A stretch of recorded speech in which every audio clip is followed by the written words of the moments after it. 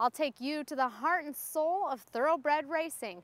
And it's not in Kentucky. While Congress continues its squabbling, agencies like the USDA, they're scrambling to tie up loose ends, cut expenses, and figure out how to keep their most vital programs alive as they wait to see which way the budget axe falls. In Washington, I'm Courtenay DeHoff.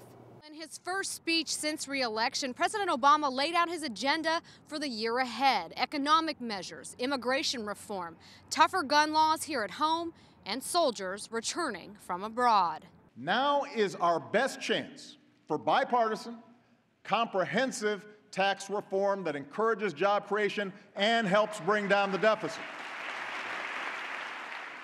Just 6 weeks from sequestration, everyone's waiting to see who blinks first, the newly elected president or the Republican-dominated Congress.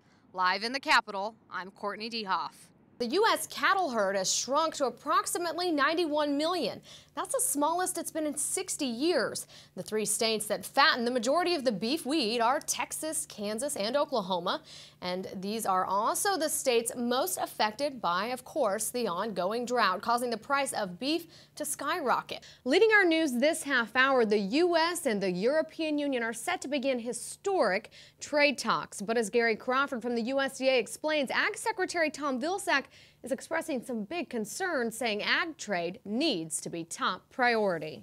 I'm donning designs by a Kansas cowgirl, and I'm not the only one. Let's give a twirl, ladies. You have come a long way from your days at the Tumbleweed. Did you ever think you would be standing here? No, never did. I came to this town to be a songwriter. Do we ever have any family disagreements on the road? Who wins the fights? Always. Who wins the fight? Me. In just a few minutes, you can hear the announcer behind me. We're about to see some of the top horses in the country take to the track. Last year, nearly 23 million Americans were living in food deserts.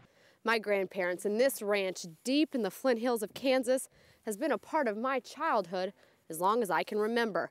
But my little sister and my young cousins may be denied that right if the federal government has a say.